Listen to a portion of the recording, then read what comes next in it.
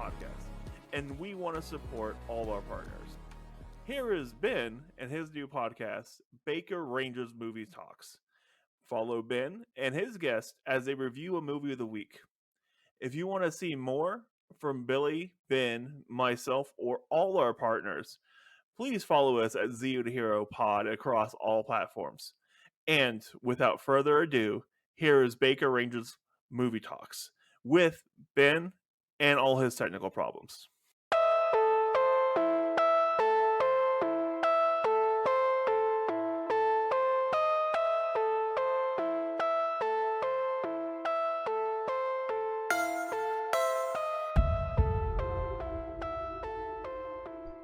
Hi, welcome to BakerRangers. Welcome to BakerRangers Movie Talks. This is a place where we can talk about movies we love, obscure movies, and have a good time. So today, I am here with my guest from the zeotohero podcast.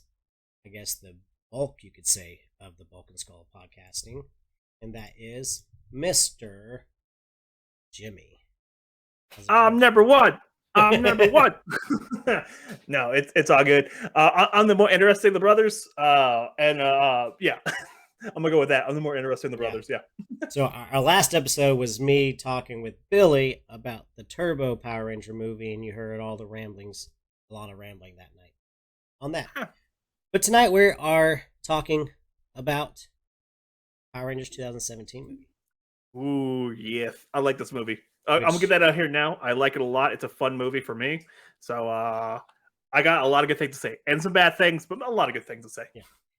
I guess it can be divisive depending on who the Power Ranger fan is, because you have traditionalist who wants it to be exactly like the show, which is nothing it needed to be. There are things to nitpick. Like, I love it, and I was wanting it to continue, but it didn't. Yeah. So you got that nice little high school Breakfast Club kind of feel to it. Yeah. But well, we can dive into it whenever you're ready. Yeah, let's dive. I don't Right. think it's too cold outside to go swimming yet. So Right. Okay. So real quick, we'll get the boring stuff out of the way and kind of why the movie happened and kind of what happened with it, and get that knocked out. So the 2017 Power Ranger movie came around because of the reboot from Saban when picking back up Power Rangers from Disney, and it kind of took off with Samurai, Power Ranger Samurai, and then Dino Charge, Super Dino Charge, Super Samurai, and all that series in that point in time. So they're like, well, we need a movie because Transformers got some movie, everyone else is getting a movie, G.I. Joe got a movie, we need a movie too. So they got a bunch of people together to make the 2017 movie. And they're like, we can't do the campy movie again because we did that twice and it didn't really work. And I think at this point, Dino Charge is already in production. And so like, we can't do campy again. We kind of stick more along the lines of a character-driven series or movie. And so we got what we got. And for what they spent $100 million of this movie. They made $148 million, which is not great. For like anyone else, that would have been amazing. Like, that paid all the bills, done, cool, awesome. But for Saban, they like money, and I don't blame them. They like money, and so it wasn't good enough to make a sequel. But we did get some really good things out of it. So, like, the writer, the guy who wrote it, wrote Kong Skull Island. He was one of the writers for that, and the guy who directed it directed what was it called? Atlas. I know what it's called. Give me a second. I know Dean Israelite. Yeah, he directed Project Almanac. Yeah. Oh yeah, Project. I haven't actually seen that one. It's okay. It's like that really good teen movie, but like you could tell that they were underfunded.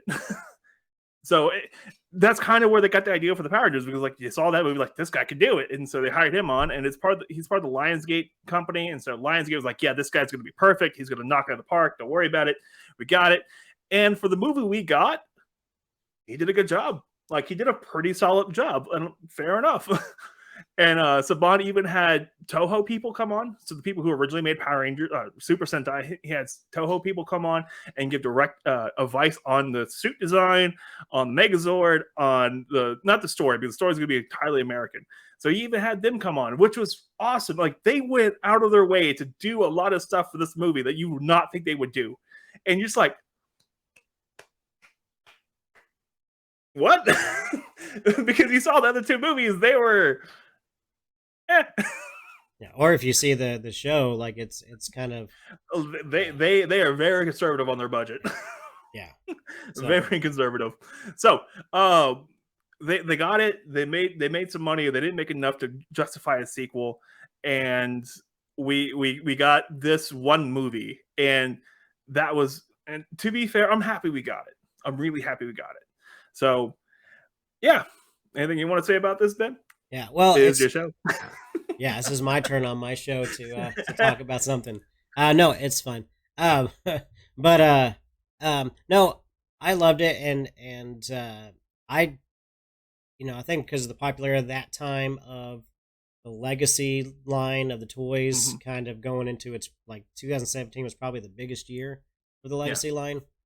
So there's already a popularity with bringing back like Mighty Morphin. So I'm sure whenever they had talks about what do we need to do in a Power Ranger movie, let's just bring the Mighty Morphin elements back into this, and just kind of tell a different story, a more, I guess, a grittier story, more down to earth than perfect kids that never do any wrong. Yeah. So, but no, I loved it. A lot of fans. Some fans don't, because again, there's a couple fans who just despise this movie, and because it's not the camp value movie. No. And I went in this movie expecting a C- movie, and I loved every minute of it. I went to see it in theaters the weekend it came out, and I was just like, it blew me away, because like I was expecting a C+ movie, maybe C-, C+, C+, right in that area, 70% movie, and it's a B+, minimum B+, A- kind of movie, right in that area. It's a little gritty, it's a little too dark, but I don't care. It was fun. I liked it. I'm a guy who defended Turbo. I liked it. It's a fun movie. And the actors did a great job. There's only one actor I didn't really care for. It's Becky G. She didn't really belong in the movie, but yeah, I've got some reservations on some things. On not the Trini character. It is a Trini character, but it's not the Trini character at the same time. But the production value was through the roof. They really went all out on it. The suit design. This suit design. All right, this is the one that has a cosmic piece in the middle of their chest and stuff, and like the helmets. And I know you saw toys. Everyone's like listening to this, saw the toys, and like these toys look kind of dumb. All right, the Megazord looks kind of dumb. All right, and I know everyone thought this, but in the movie, these suits and this Zord look freaking awesome. I was like, oh, this is going to be the stupid, because I saw the production stuff for the movie when it was coming up. I was watching it, and like, because I'm a huge nerd, I'm a huge PR nerd, and I was watching it, and I was like, okay, let's see what this looks like. And they had a suit reveal. One of the scenes, the one where he's Jason saving his dad. All right, they had a suit reveal for that scene, and that scene only for Jason. And like you saw kind of the blueprint for the suit, and I was like, oh, this is dumb. This is going to be so dumb. It's going to be the worst thing possible. And then the first trailer dropped where they're walking out of the command center fully suited. I was done. I was sold. It looked amazing. I was like, okay, they put work into this, and that looked freaking awesome. I'm watching this movie. I kind of think opposite. Like, I don't think that it's stupid. My biggest reservations for this movie are the suits and the Zords. Mm-hmm. However, it's not movie breaking. You're not going to go home and sit there and be all mad about it. You can be like, yeah. It fits with the movie, like it fits with the look that they're going for. Yeah. I just kind of wish there was like more black in the suits. It seems like it was more just straight color. So maybe that's what it is. It was but there's not a lot of contrast with it. Like I like the contrast with the armor pieces and then the underlayer armor, like the underlayer skin suit, which is really cool. And like the I think that looked good, but that's also my personal opinion. I think that looks wicked awesome.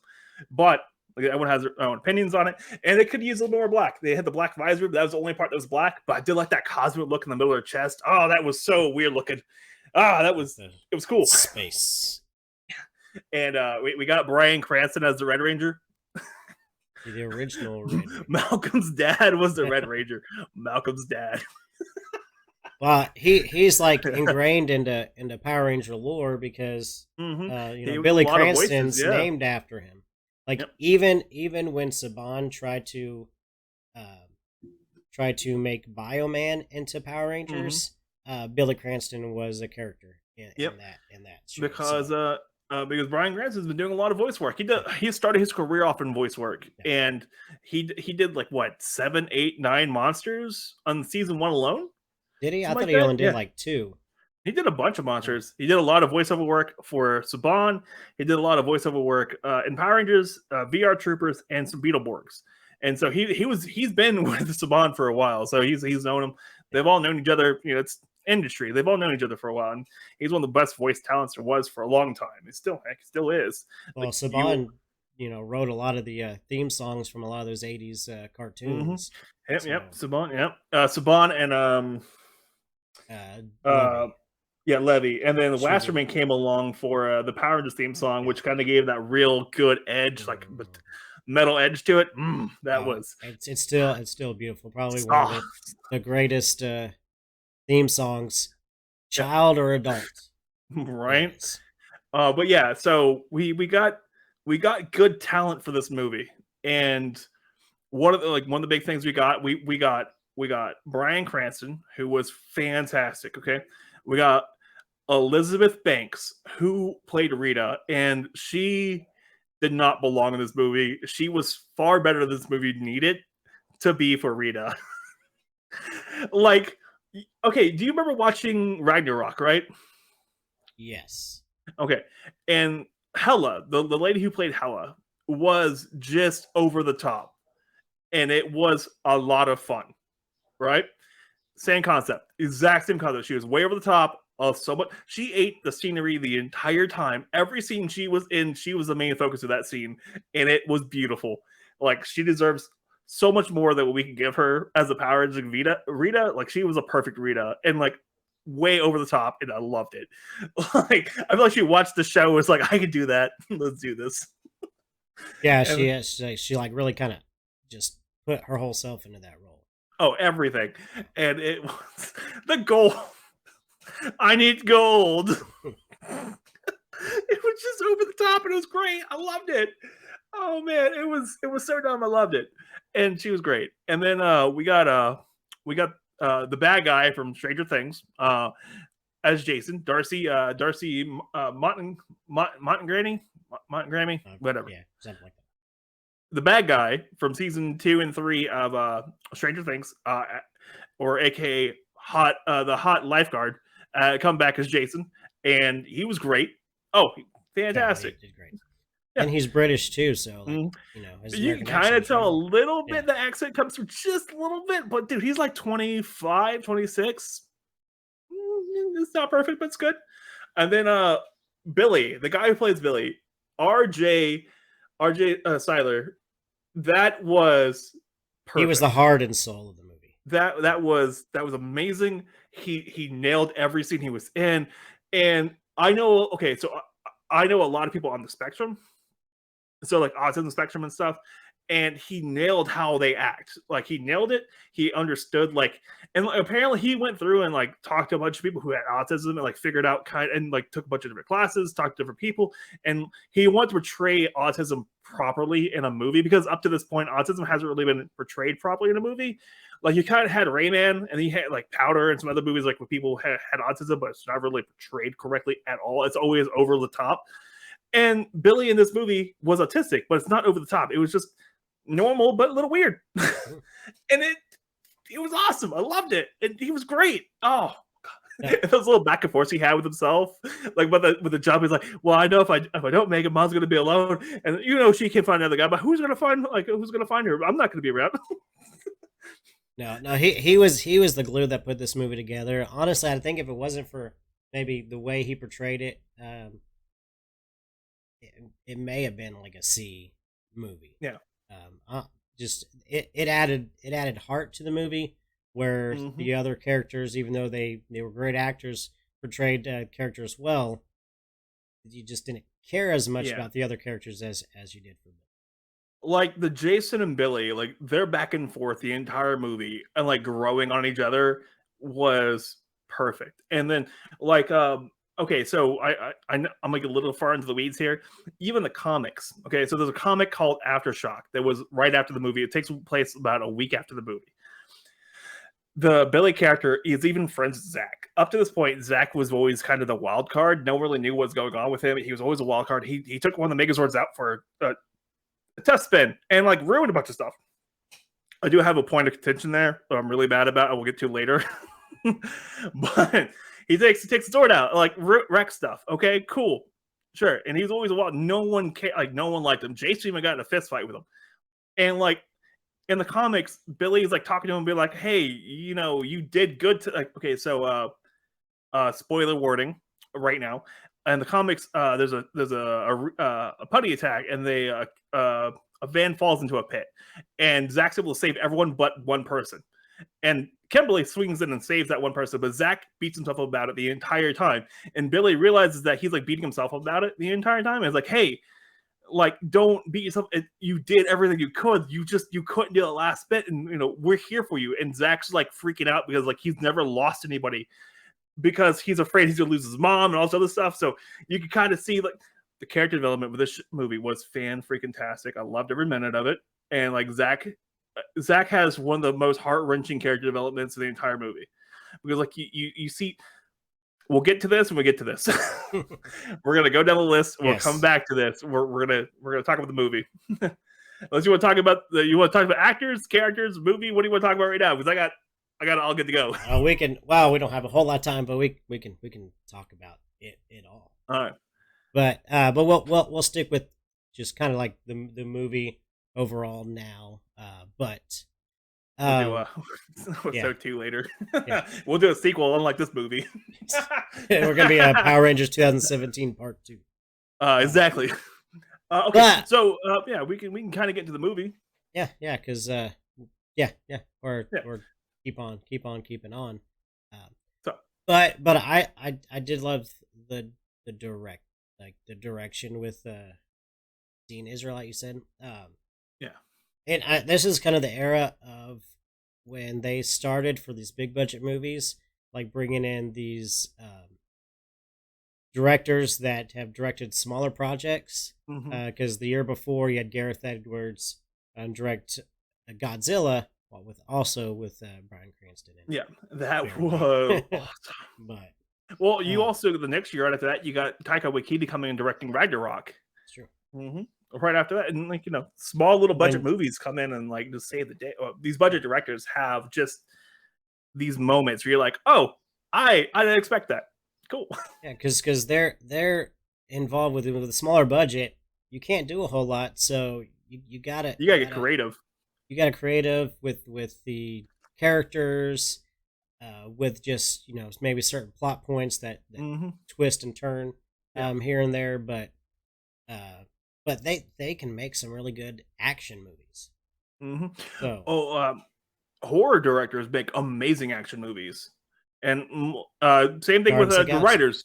Yeah, so the writers they do great things for writing for these horror movies. Like the writer for this movie wrote Kong Skull Island. Like he was one of the writers for that movie, which is a great movie. Oh, the movie was fantastic. I think it's probably the best of that monster verse. Yeah, it was one of the best ones. Yeah, and J.C. Riley's in it. Oh my god. Okay. Well, the director of that is also going to direct the Metal Gear Solid movie that's coming out. So I'm okay with that. Okay, cool. Forward with that. So Oscar Isaac might be Solid Snake, but that's an episode for another. I don't know that. That's write that down. Okay, I'm looking forward to that. But yes. So this movie, the 2017 movie, it kind of starts off with this really, really, really bad joke, and like, okay, well, technically it starts off with Bryan Cranston getting exploded with a meteorite, which is really cool. That was wicked awesome. You seeing Zordon be defeated, like he is losing badly, and I think that sets up this whole movie as no one. like you can still lose this fight. I think that set the whole movie up, like set the pace, set the theme, set the kind of idea of no one's perfect and you can still lose if you're not careful. And I thought that was great. And then we open up with this horrendous bull joke.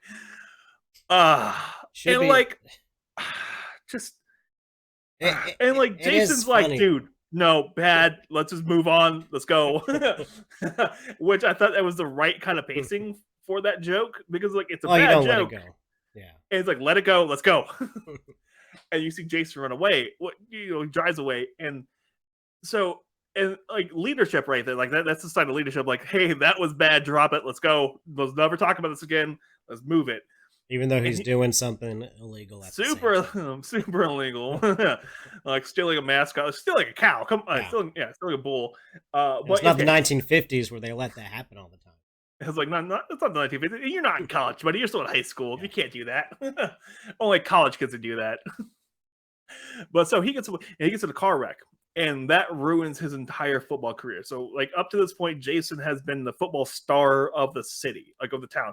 Everybody knows him. Everyone knows he's the football star, and everyone knows what happened when he gets in this car wreck. Everyone knows because even Billy's mom, who's like, "Oh, it's Jason Scott," the first time she sees him because he's invited to her house, and like she freaks out because everybody knows who he is. So you get to see Jason's dad actually be disappointed in his son because his son isn't living up to his dreams, like hopes and dreams, which was a fantastic plot point because you see you never see this in the Power Rangers show. You never see, like, you only see it once in Ninja Storm, where Shane, you meet his older brother who's ashamed of his little brother who only wants to be a skater, not a businessman like he is. And then he finds out that he's a Power Ranger. It's like, oh, you're doing good things. You're getting there. You're going to be okay. We're all going to be okay. I thought that was a really cool scene. And they kind of pull that back in for this movie. We'll get to that when we get to that. But like, you see his dad be disappointed. You see the anger in Jason about disappointing his father and like not being able to live up to it. Jason's a great character in this movie. And so then you get to the Breakfast Club scene with all detention, and the school bully is picking on Billy because Billy's weird and he is on the spectrum. He's a weird kid, but he's not bad. He's just a weird kid. That's fine, whatever. Bully's picking on him, and Jason steps forward is like, no, we're not picking on this one kid's a little different, and he gives him the Will Smith slap. Give him the slap, like bam, and then did you just slap Billy's me? sitting there like, did you just slap? Like the guy's like, did you slap me? It's like, yeah, and like. That was beautiful. Like, it was a simple moment that just dug this like deep trench of a friendship between these two people, like these two characters. And I think that still is a deal for the whole movie, is their friendship. It's the best part of the whole movie. Well, it also shows with Jason's character that even though, you know, he does a lot of this nonsensical stuff, like stealing the rival school's cow and stuff, he has morals. He cares about people. He may not care about himself, but he cares about other people. He doesn't care what happens to him as long as his friends are okay. Because he'll want to take those extra days of detention or whatever else was going to come from that. He would have taken it to defend Billy. Even though he didn't know this kid at all. Like, he kind of knew who he was because everyone knows each other in like these small towns. Everyone knows each other. He kind of knew who he was, but like, he wasn't going to deal with this. No, done, bad, no, bad, move on. Yeah, he didn't even turn in his milkmaid friend. No, didn't. Not one bit. Didn't turn in anyone. He took sole responsibility for the entire incident. So, great class of leadership right there. And so we also meet Kimberly in this scene. We meet Kimberly, who is kind of not a good person at all. Not at all. No. And like, she cuts her hair, which I don't get why that's such a big deal. But high school, whatever, cool, go. Whenever you're angry, you just grab pair of scissors, cut your. Well, I wasn't angry when I did this. So, with those that don't see, I shaved my head the other day, and I'm not a big fan of it, but. Hey, man, it's low maintenance. You're good. Like, you know how hard it is to keep this beautiful mane up for myself? It's ridiculous. Well, I can't grow mine out like that, so. Sir, I wish I could grow. My beard can grow. It goes all the way down to here. Well, you can do it. I believe in you. But it doesn't grow like out. It just grows down. Just get Oh, really that's a wicked neck beard. That's what I can do. I might just shave wait, this wait. and grow my neck beard and see how that. You need to grow the neck beard out, get the glasses on, and like, I like to talk to you about Power Rangers. Yes, Jason's my favorite ranger. My favorite ranger is Justin. I just like that he got taller when he got the suit on. It shows no matter how small you are, you're still big on the inside. Okay, back to this movie before we get okay. way into this, because we will go way down into this rabbit hole. Yes, if you want to see what we talk about, actually, you can go check out the new episode up on YouTube with Casey, the Mighty Morphin Conspiracy conspiracy theory guy. We get a lot into this Justin thing, and there's a lot more jokes. So if you want to check that out, go check that out somewhere. If you post it anywhere, links down below. I don't know, wherever you're going to post it. And so we get to see Billy solve a problem for Jason, because Jason's on the ankle monitor, and so he needs to have a problem solved. He offers him an out for the ankle monitor to be able to change it and deal with stuff, and voila, done. And Jason's sitting there, he goes home and he sees his disappointment from his dad. He's like, I don't want to be here anymore. I need to leave. I can't be gone. But Billy offered me this out. So he goes, takes Billy's offer. And this is where you find out Billy's on the spectrum. Like, Billy's kind of on the spectrum. He's 100%, but he's not 100%. Like, there's no wall. There's no filter there for him. So he just says everything comes out of his mouth. And it's just so, I just want to give him a hug. Be like, dude, you're friends. Like, my dad died 7 years ago, however months, however many days. Yeah, he like knew up to the minute, and like he loves country music, and it's a weird thing for him apparently, but he loves country music. Okay, cool. And he's telling about this backstory of his dad, how his dad died, how his dad was a miner, and everything they found there was like super awesome.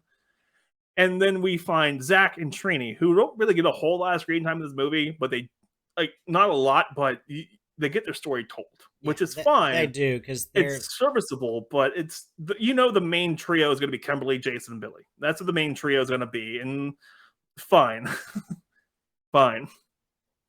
So we go into all this stuff. We get to the mining stuff. Billy makes a big explosion. Everyone comes running, and they find the power coins.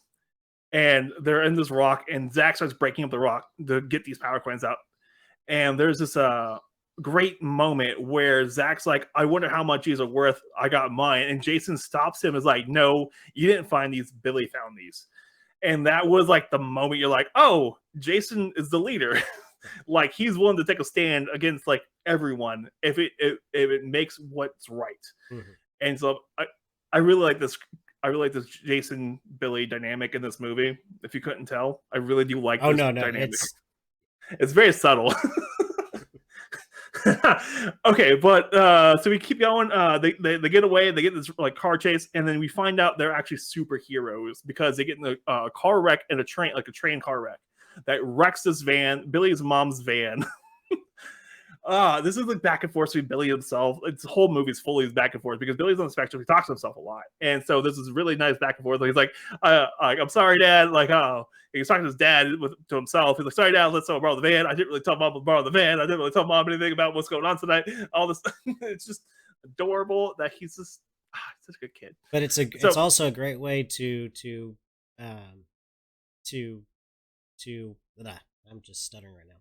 It's a great way to bring out some of the exposition in a way that's like more funny, relatable. Yeah, it's kind of funny, relatable, and like kind of gets the point across that he's still a little bit of a bad kid too. Where you don't have to explain so much because the movie kind of explains itself. Yeah, and so we get this moment where Jason gets out of bed, and up to this point, so he was in a car wreck at the very beginning of the movie he escaped from the bull thing. He goes in a car wreck and he broke his knee, like he wrecked his knee, so he couldn't play anymore.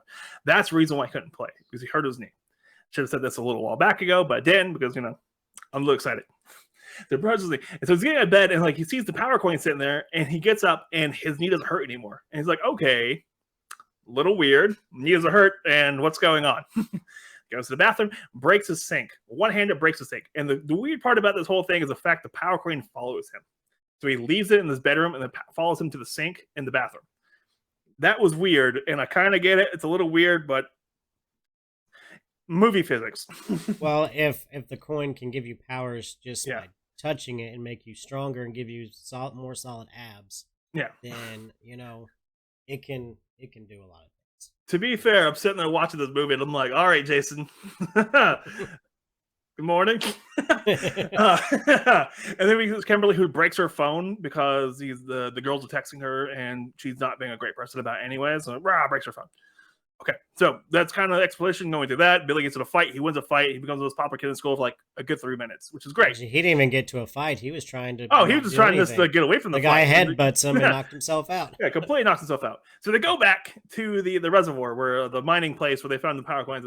They make this leap of faith, and they find out they can run, jump, and do all those cool things. And they make this leap of faith, and Billy makes the last leap of faith, and he makes it, and he falls off. And you see the dread right in Jason's face as he falls, because he just lost his only friend he had. I'm pretty sure, like, up to that point, like, I know they've only had like a couple back and forths, but like up to that point, I'm pretty sure like he found solace in Billy, because Billy understood, like, he wasn't going to judge Jason for anything, just a friend. That's what he was going to be. It's just a friend. And so you see the dread in Jason's face, like, oh. And Kimberly, you didn't really see it in Kimberly's face. You see Trini in the back, just kind of like, oh, whatever, and just leaves, like, tries to book it. And like Jason follows. Billy hits the water. Zach follows. He's nuts for his backstory, and then it just keeps going. And like they have to trick Trini into following them, and so Trini, just I'll get to that. We'll get to that. So Trini's there. Whatever. So we meet Bill Hader as Alpha 5. I think Bill Hader's Alpha 5 is the best casting for Alpha I think I'm ever going to have, because he is hilarious, the funniest guy in the room the entire time he's there. Funniest guy. And you don't even see his face, you just see him wink. Yeah. Well, he's a fellow Tulsa native, so that's kind of awesome. If you haven't seen him yet in Barry, watch him in Barry. Fantastic show. 3 seasons, starting season 3 right now. As of today, season 3 just started. Go watch that if you like Bill Hader. That's all I'm gonna say about that. Go watch it. It's fantastic. So you meet Zordon and Bill Hader as Alpha 5. So Brian Kent's as Zordon, Bill Hader as Alpha 5. You find out that the Power Rangers, and you find out that they can morph, but they can't. They can't at all. Like, all they can do is kind of stand there and look kind of silly, because they don't have it inside them yet. Like there's like a physical wall at their body, like a chakra is being blocked with their bodies. They can't morph, but they have the power, but they can't utilize it yet. There's no catalyst for them to utilize it.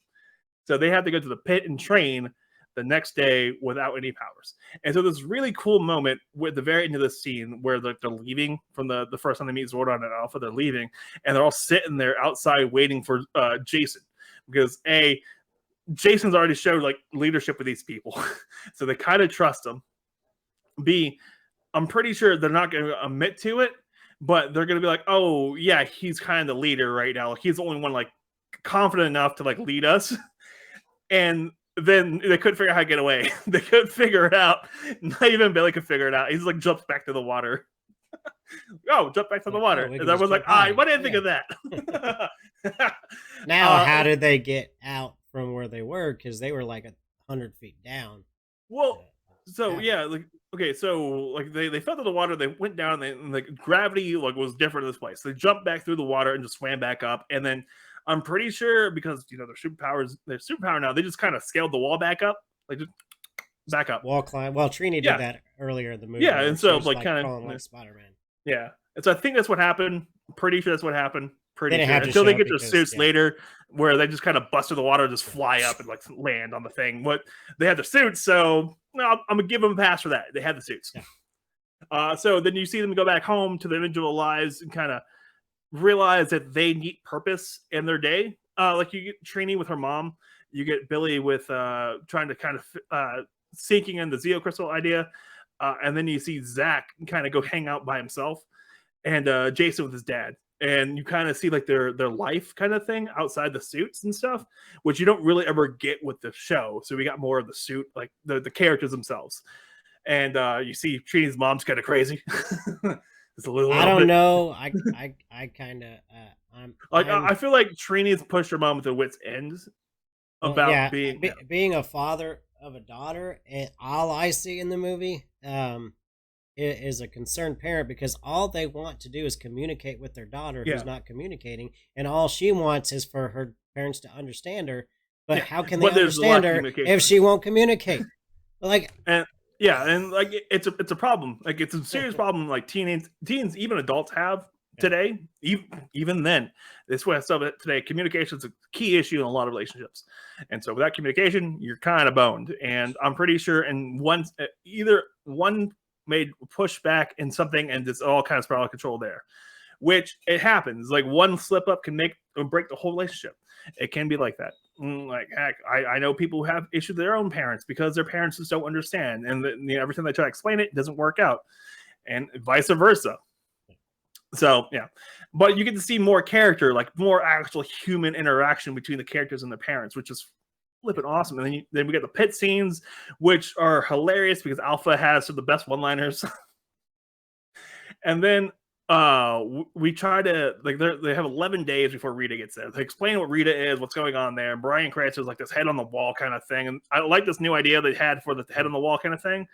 That was pretty cool. And so yeah, okay. So we got back to the training, and so they're trying to like get motivated. Like it's been like 4 or 5 days. They can't really get motivated. And Alpha's like, and they're like, "Can you throw us a bone?" And Alpha's like, "I got you." And this is the first time we see the Megazords or the Zords. We see the Zords, and so it's motivation, like throwing them a bone, give them a little motivation, like, hey, this is what you can use if you get your suits. Voila, done. These awesome, really cool dinosaurs, awesome.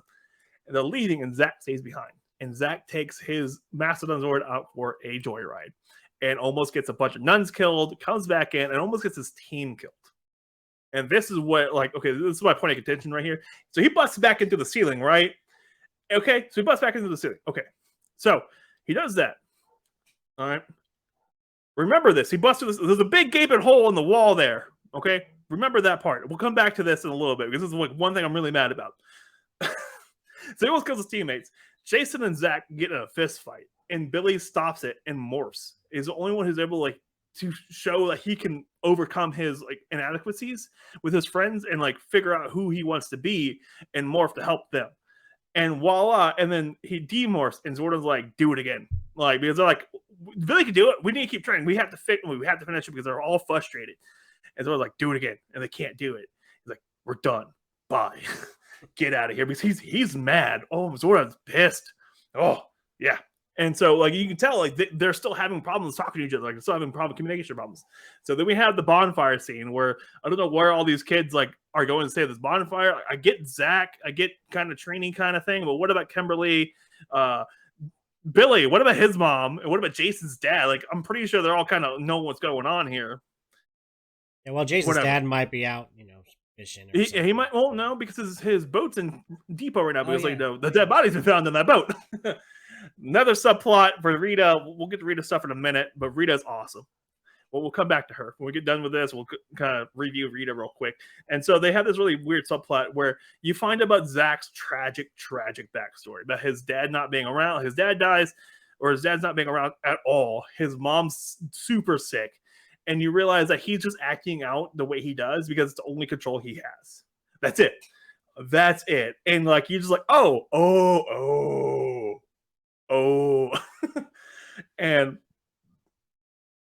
you find out Jason didn't really want to be a football star. You find out Billy likes country music, which is adorable. I love Billy. You're so adorable. You find out Trini's a lesbian. Cool. Awesome. So the first confirmed, gay character in the whole series. Awesome. And it's Becky G, which I don't really care for her as like an actress. Whatever. Moving on. But Kimberly refuses to say anything what her problem is. And so you see the four who talked about the problem kind of mesh better together, and Kimberly's still the odd one out. So we move on from there. They're starting to get a little better, and then we have this really interesting scene where Rita attacks Trini because she's the weird one out, apparently. Whatever. I think she just had the thing against the Yellow Ranger, probably. Maybe. Well, Yellow Ranger was the one, the alien that you first see die. Mm-hmm. Yeah, she's the first one you see die. So maybe we'll go with that. Maybe she had history with that. Maybe. So we have this really interesting scene where Rita just chewing the scenery, beating up Trini, which is hilarious. Like just going on the town on this woman. I'm like, oh, wow, okay, let's move on. And so she tries to deal with her, like you give me the Rangers and you give me the Zeo crystal, you all survive, kind of thing. You live past today, whatever. And so she goes and she calls a meeting with all the other Rangers, and they still can't morph. The only one who was able to morph was Billy. And Jason makes a bad call. And it shows that he's still faulty. Like, he's not perfect at all. None of them are. Because even Billy's like, I don't think this is a good idea, but everyone's like, let's go do this. We should be ready. We should be able to do this. And even Trina's like, I don't think we're ready for this. Because even she knows she's not ready for this. Just tussled. Yeah, she just got her ass. She just got her butt kicked.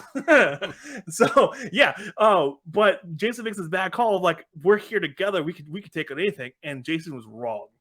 He was very wrong. And Rita kills Billy. So spoiler warning right now. That's part of the whole movie. That's because you care about this kid. He's been like the sweetest kid ever. Like, you love this kid. He dies. He was shot to death, which is a terrible way to go. Oh my goodness, terrible way to go. And they had their Jesus moment where they carry him back to the command center, okay, or to the command ship. They carry him back. And this is the part that irritates me without any doubt, okay? So we saw Zach bust the hole to the roof to the command ship, okay? And they walk back to that crevice in the ground where they jumped to the damn water with a dead body. Why don't they go to the hole that Zach made earlier? What happened? Well, that makes a lot of sense. Yeah, why would they have why would they go back to the water? Yeah. It's a great scene, don't get me wrong, but why would they go back to the water? And then you have this moment with Jason and Zordon where they're talking, and you can clearly tell Jason's destroyed because of this. Because he lost this one person he knew who had complete total faith in, just for being a human, not a football star, not a leader, just a human being who cared about him.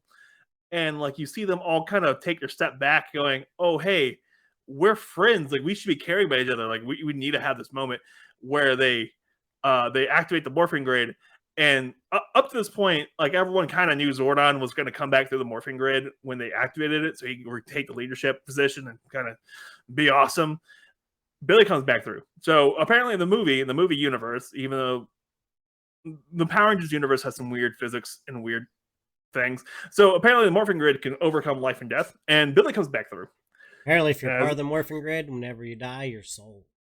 Yep, apparently this is how we're gonna do it. And he comes back. Power Ranger heaven. Yeah, we'll go with that. Power Ranger heaven. So Billy comes back to the morphing grid and comes back to life, and just a moment of you're so happy because it's Billy, man. He's back. And Zordon gave up his only chance to come back to life, so he's stuck in the ship forever. Which, okay, cool, whatever. Like, that was going to happen either way. Like, we knew this was going to happen. It's going to have to happen. But Jason said, like, you failed your team. Let me lead mine. And that was a great moment. And so Rita found out what the Zeo Crystal is, which has the best product placement ever, Krispy Kreme. Krispy Kreme. Where is Krispy Kreme? I must find Krispy Kreme. It's the entire movie. I love it. And, okay, so then they morph. The first actual morph. And it is really cool. They had that scene with the walking out of the command center, and I think that looks wicked awesome. And they jump back to the water to fight the putties because it's all coming to a head now. Wow, all coming to a head. And they just give a beat down to these putties. And they're like, oh, this is way easier with the suits on. Really? Well, duh. So there's beat down, and then we get them to the beat down, and we see Goldar for the first time. And Goldar is just creepy, but all good reasons. I love it. With this big, humongous gold being of just molten hot lava gold. Yeah, I kind of wish that he was an actual character, and not just a possessed gold statue. I don't think we need another character, though. I really don't think we could have handled another character in this movie because we already had the 5 Rangers. We had Rita, and we had their parents and everything else going. And Alpha and Zordon were both characters. That's a whole 10, 11, 12, 13 characters right there. I don't think we need another character. But if it would have carried on, like the series would have carried on, it'd be nice to still have Goldar in there. That would have been a lot of fun, but I don't think we had room for it. I would have loved to see Zed. I would love to see Squat and Babu. I want to see them in this movie. Because this movie universe fits in for them just fine. They're 2 comic relief characters who are kind of evil. fit in just fine. Okay, so we get to see the Megazords, and we get to see the Megazords fighting, and then we can see them that in the entrance scene where the Megazords are running into the town. And this what irks me the most is they get this amazing scene. We get the original soundtrack going from the first movie, and we get this awesome soundtrack. Them running through, and Billy's running backwards and like messing everything up. And I'm like, he's on the spectrum. He's not an idiot. He's not dumb. He's just on the spectrum. He would have figured out how to run his Megazord front, forward, facing forward. Because, they're on autopilot basically. Why did they? Never mind. Whatever. And really he's cool the smartest person on the team. Yeah, smartest person on the team. Like, how do you not figure this out? But I think they set it up earlier because he couldn't drive, so he's just trying to figure out how to drive, kind of thing. But we'll go with that. We'll give him a little bit of a break because he's such a great character altogether. Mm-hmm. Going, fights. Get some comeuppance. They destroy a bumblebee, and Jason gets to save his dad. So his dad and Jason have a great moment where he's like, Scott, listen to me, I'm right here. And that's when you see his face kind of figure it out. Like, oh, and voila, you're good. And so he saves his dad, which I'm pretty sure what like Jason needed the most was to have his dad like have faith in him again, but not being in faith of like just only football, like having faith in him as a human, as a hero. Voila, he got that. And voila, you got this great moment between him and his dad. And the Rangers go and fight off Goldar. They get the Zeo crystal exposed and like all this other stuff. And there's this great moment where like they're trying to fight off Goldar, still in the Zords by themselves. And Goldar's just really overpowered. Like he's a humanoid, fully overpowered, just knocking these guys back. And Jason's like, we hold this line. We're going to stay right here. We're not going to let him get the Zeo crystal. Plain and simple. They keep knocking it back. And they start getting like defeated. And there's this one line where Billy said, who was it? Jason says, we're not dying alone. And Billy's like, I'm okay with that because he's with his friends. The only friends he's ever had. He's not going to die alone. And I was like, not going to cry. This is a sad moment. And they get knocked into the pit and they come back out of the Megazord. And because the Zeo Crystal infused them power and voila, Megazord, voila, and then they wreck shop. But they didn't know what they're doing the first like step, like they fall. Full Evangelion moment with a face first, gets back up, wreck shop, done. Goldar's defeated, and they slap Rita into space. So, that's kind of the synopsis of the whole movie. Not really the whole movie, but pretty much the big 7 points of the movies. And I know we kind of got a little long-winded on that one, but I kind of want to explain to what the movie was kind of about, and like where like these big moments were, where these characters got really developed and like they hit hard, and you're like, dang it! And they had these moments at the end of the movie where like you see them talking to their parents and stuff. Zach's hanging out with his mom playing chess with her. Trini's talking to her little brother and her little brothers about how the Yellow Ranger might not be a dude. Voila, that's really cool. Kimberly doesn't give a damn about what's going on at school anymore. She doesn't care. She's done with that. She's gotten past that. She's moved on. And Billy's hanging out with his mom, and like they go hang out with Billy, and like his mom's super excited. Like her kid has friends, which I thought was great. And then Jason and his dad had that moment in the end of the movie where he saves him, and then like he's going in, like he looks at the fridge. And, like early in the movie, they had the fridge. There's a newspaper clip on the fridge about Jason being the golden boy, like throwing his life away. But then he like at the end of the movie, the clip's gone, and a new piece of newspaper article is up about the Red Ranger. Because he knew, like he figured it out. He's like, Red Ranger, but they're not gonna say anything. So so that just you got more character development, and there's a lot of people who got mad about this movie because you didn't get as much fighting in this movie as you would have gotten in any other Power Rangers movie. Honestly, though, pretty much you got about the same. It wasn't a TV episode. It was a movie, and I really liked how we got character development in this movie for Rangers and like how they lived their life outside of the suit. And I know that some people didn't like the suits. I think the suits look cool. I liked Bill Hader as Alpha. I love Zordon. Zordon was great. He's a failed leader. That was just amazing. And they take that to the comics now. Zordon's a failed leader in the comics now. Like he wasn't a perfect leader. Spoiler alert, by the way. He's not a perfect leader. He has his moments. And I like how they gave him that felt like everyone in this movie has failed and or will fail and or has died. And like I feel like it's a much better movie than the other two movies we got, which were basically hero complexes for Tommy. Basically, I think the show eventually, Mighty Morphin kind of developed that Tommy complex where everything had to kind of revolve around him. He's perfect. He can do no wrong, even though I'm sure he's killed people with the Dragon Zord.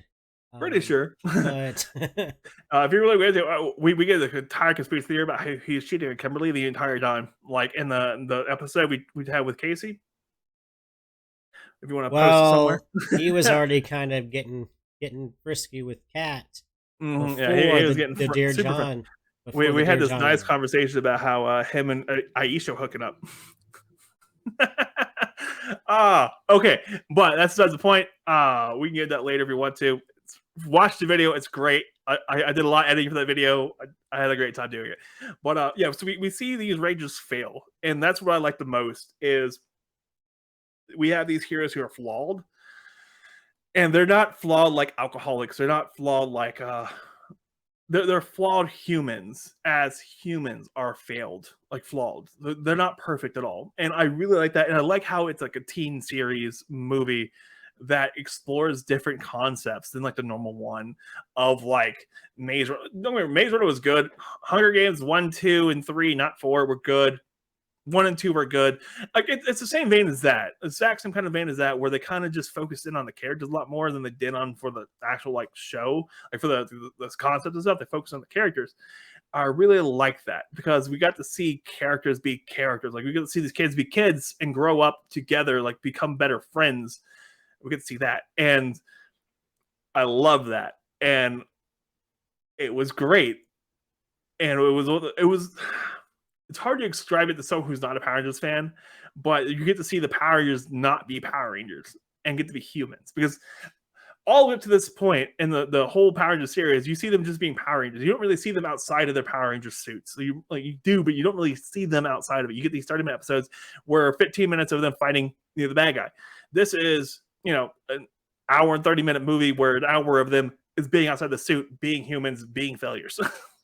Well, the best part of Power Rangers in general, like what brings the kids is the suits. It's the Zords. That kind of brought me. But Power Rangers has always been about the message, the story. What did we learn? What did this character learn? And so they kind of took that to a more real scale, not like a fabricated not 90s like PSA where you're gonna get hurt. Like all these characters got hurt like all the time. They kept getting hurt constantly, and no one got away from it at all. No one. Like Jason woke up with a broken knee. Everyone got hurt during the pit battles. Like people were getting hurt. Him and Jason, Zach and Jason have a knockout drag out, which was awesome. Trini and Kimberly like got in fights constantly. Like they don't like each other at all. And like it was you get to watch these characters grow from being like bad people to good people, like slightly better people than they were, like growing into better people. And it wasn't all fabricated, like you said. It wasn't fabricated. It felt more natural, and it's kind of why I like the writer and the director's like path on this idea, where they're like, oh hey, we have this hour long of filler before we get to the suits and everything else, like the last 15 minutes where we're gonna have this knockout drag out battle with Goldar. Let's make these characters likable, or at least let's make the people care about these characters, because we have time. Let's build these characters up. Unlike Turbo, where it's like, oh hey, Justin's here. Oh, Rocky fell. Yeah, he hurt his back, even though he's done worse things.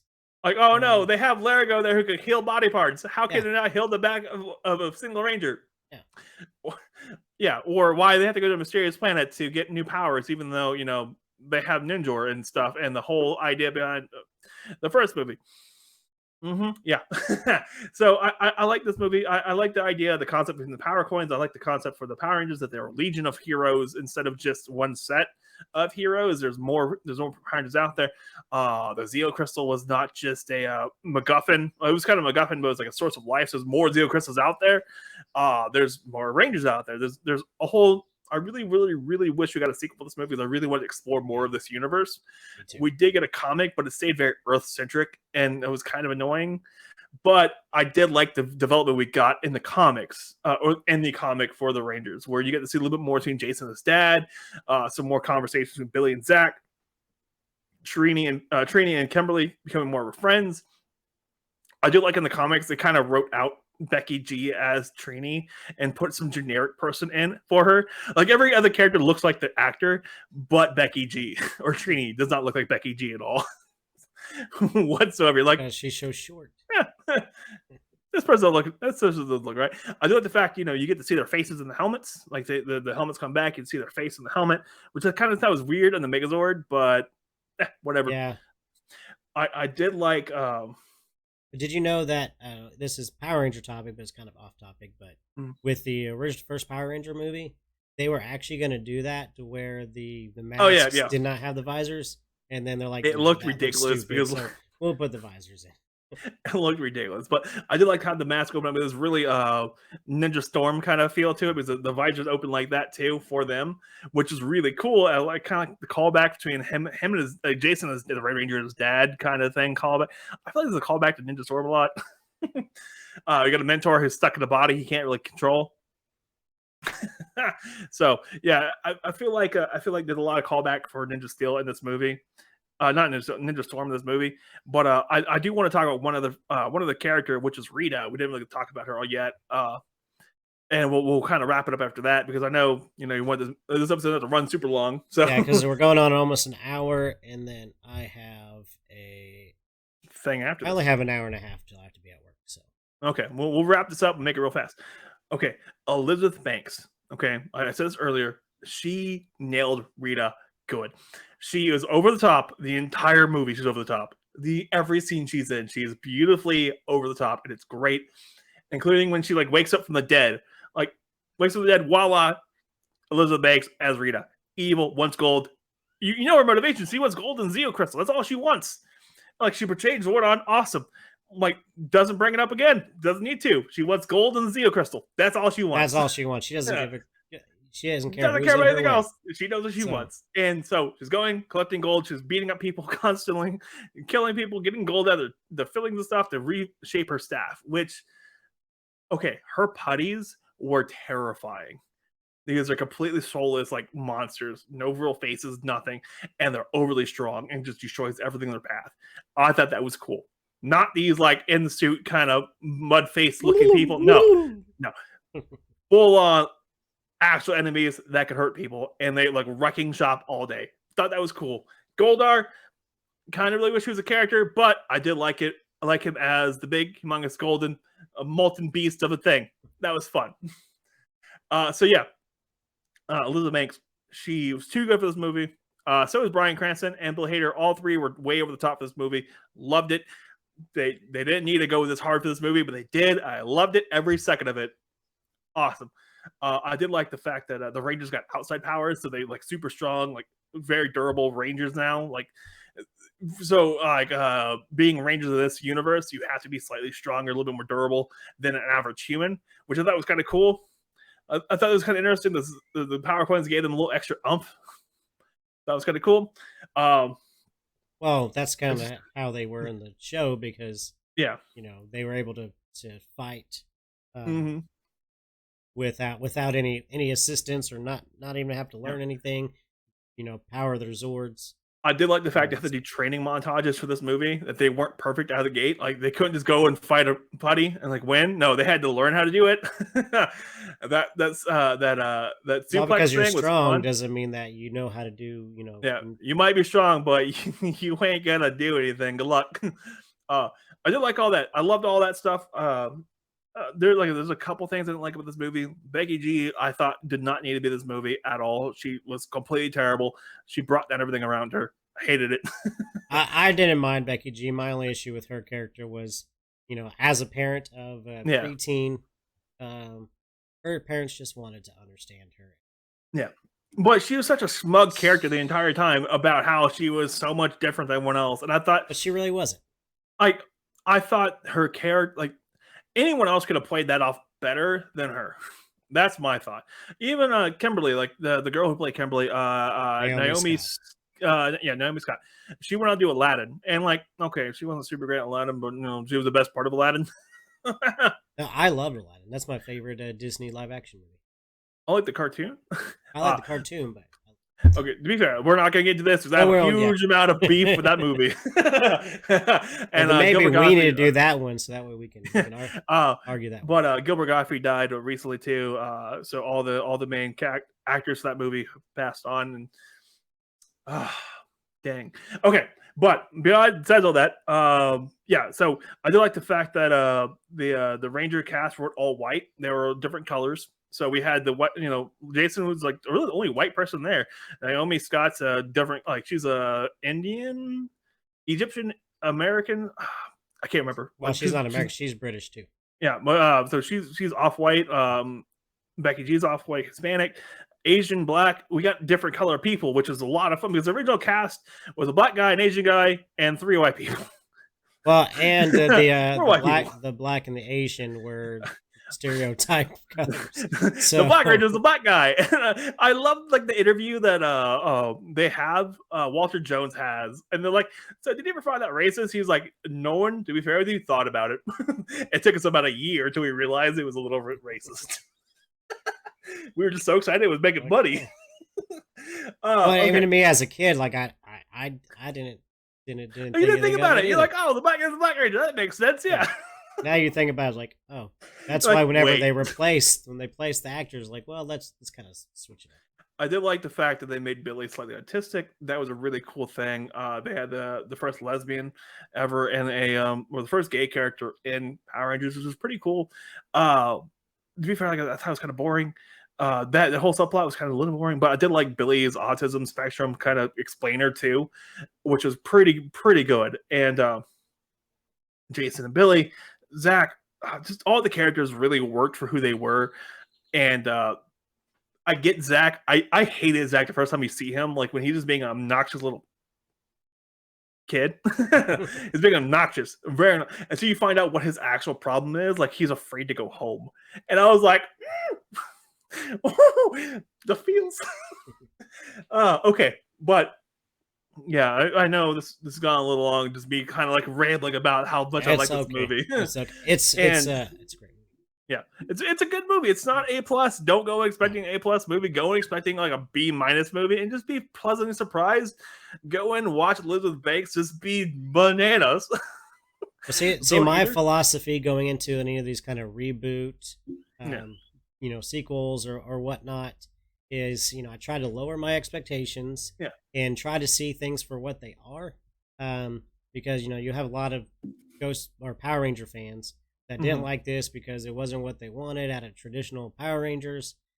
Same as with probably a bigger point of contention, Ghostbusters 2016, which I might be one of the 5 people that love that movie for what it is, but most diehard Ghostbuster fans, in general, hate that movie. The me, I don't know why. Right? Yeah. So yeah, I love it. Like I loved it. Yeah. It's not like it's an okay movie. Like I've seen it like a few times, and it's okay. Like it's fine. It's serviceable. That's where I go with it because I'm not the biggest Ghostbusters fan. Like I didn't grow up around it, so I'm not like I grew up around Power Rangers. So like obviously like my whole office is decked out PR stuff and Gundam stuff. That's my cup of tea. But Ghostbusters, I do enjoy it. It's just not my cup. Like it wasn't my biggest hit movie. So like when you saying the 2016 movie, like you kind of liked it. It was not terrible. I've seen it. It doesn't bother me. It's like, it was fun. The Ghostbusters 1 was fun. Ghostbusters 2 got a little weird. Ghostbusters 3, which is the 2016 movie, it was fine. And then the new one, Afterlife. I saw that one. I was like, I was sitting and watching. I'm like, okay, that was fine till like they almost wrecked Ector 1. After that, it got good again. But that jump scene with that, okay. But anywho, we're talking Power Rangers. Power Rangers jump scene. I feel like they jumped a shark at some point in that movie, and just the Elizabeth Banks, and they killed off Billy, and they had these really hard-hitting moments where they wrote it really well, and they directed it very well, and you can tell every scene was deliberately set up how they wanted it to be set up. Like the director did a good job. I feel like they could have had an extra like 20 minutes of that movie because it was an hour and like 20 minutes. Something. But They could have given it 20 extra minutes to kind of explore the characters, or even give like 2 more fight scenes. Yeah, because there was nothing in this movie that didn't have to be there. Like there was no filler. Like everything was part of the story. Yeah. We could have had like an extra 20, just an extra fight scene, like an extra like battle scene, like them getting their suits, a little bit longer of a fight scene in the suits, maybe a little bit more like practice with the Zords, something like maybe like just a little bit more, or like a little bit backstory with Zordon and the Yellow Ranger from like way back in time, like a little bit of that, just a little bit like more of that. a she was able to erect a smaller Goldar, so they fought him, and then. They defeated him, and so then she had to make the monster grow later. Make it bigger once she got more gold. Yeah, I would love to see a like Zordon and Rita just fighting it out for like a good 3 seconds and just like slapping each other, like slapping each other. But like they pulled the Godzilla on us. They gave us Bryan Cranston for the first 10 seconds of the movie. They killed him off, and I was like, well, they killed him off faster than Godzilla. I know, it was like done. They gave us some voiceover work. Yeah, well, and kind of facial capture, But yeah, so the short and sweet of the movie is the short and sweet point of the movie is go in expecting like a B movie, be pleasantly surprised, enjoy the movie. Whoa, that came out weird. Enjoy the movie, have fun with it. Don't be overcritical. And if you like the series and you want more of the series, go watch the series. Go watch the first 2 movies. And if you want more of a older version of the characters, like more of a down to earth kind of character idea and stuff, watch the 2017 movie. You might be pleasantly surprised if you haven't seen it. If you haven't seen it to this point and you're like listening to me complain about this or like talk up about it, what? Like if you came here listening to me on this show and you haven't seen this movie yet, go watch this movie, please. If you have watched this movie and you want to complain about more, come find us at our Discord server at discord.zeotohero.com. and tell to our faces. That's right. Come at me, brah. All right. But anywho, so that's our take on Power Rangers 2017. We both loved it. We both have different issues with a few things. but we had a good time. Like I love it every time I see it. So every time it's on, I can watch it. Like I'm not gonna watch it every single week, but if it's on, if I have a craving for it, I'm gonna watch it. I'm gonna watch the whole way through. Yeah, it's got a lot of rewatchability. There's not anything that you don't catch the second time because you get the whole it's a simple movie, but it's just great. Yeah, it's not Tenet. No, it's not Tenet. But it's a fun movie.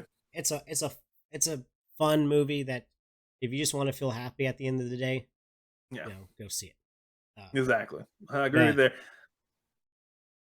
So, we're going over an hour, which is more than I wanted to, but it's okay. We had a lot of fun. I feel like I gave more jokes to Billy than of you.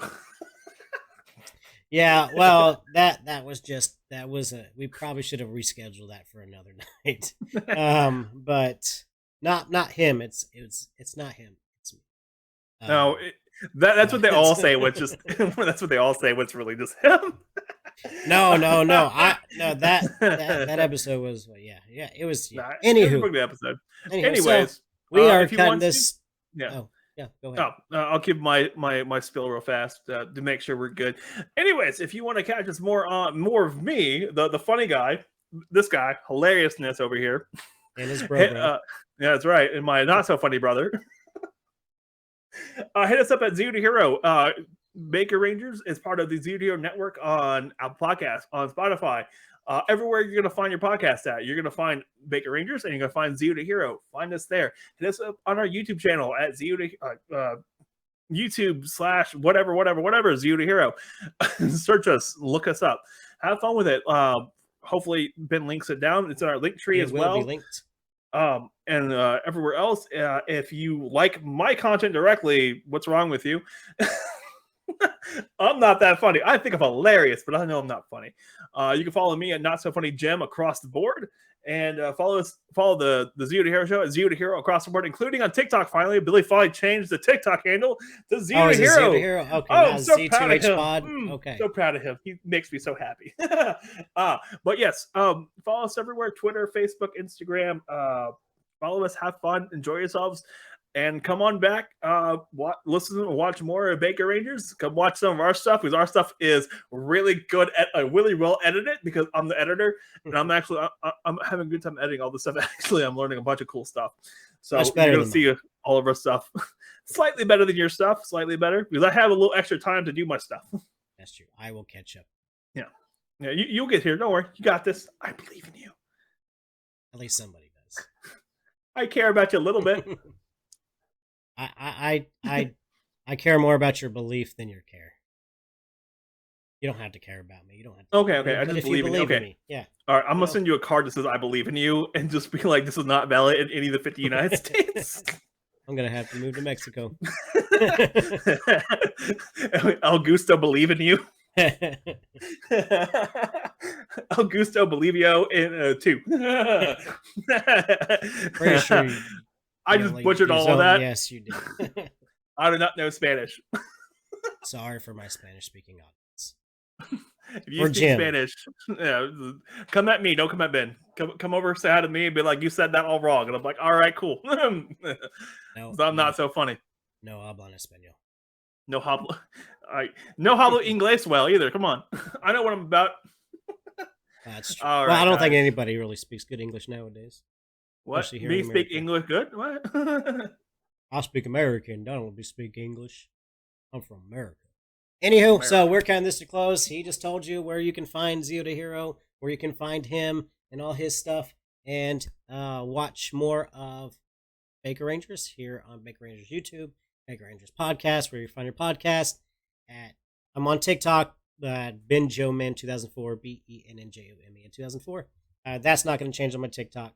But you can also find me on my Linktree, which I will be changing because it still says BenJoeman 2004. I'm going to change my Linktree to Baker Rangers eventually. Ooh. Yeah. So, yeah, and I got a merch store. So it's in my. You're doing better than us. We don't have merch yet. You're rocking on, man. Do it. I was going to wear my shirt, but it's in the dryer right now. So I'm wearing my hat to cover my bald head. Don't worry, I wore a Star Wars shirt. It's all good. I wore Star Wars tonight. It's all good. Star Wars. All right. So thank you guys for listening. Thank you guys for watching. If you watch this on YouTube, if you listen to this on Zeo to Hero, or if you listen to this on Baker Rangers, thank you very much. And as Zordon would say, come at me, bro. Exactly. That's exactly what I said. If you enjoyed this episode of Baker Rangers Movie Talk, please check us out on YouTube and wherever you find your podcast. And also check out our host, Zeo to Hero, wherever you find your podcast, at zeotohero.com.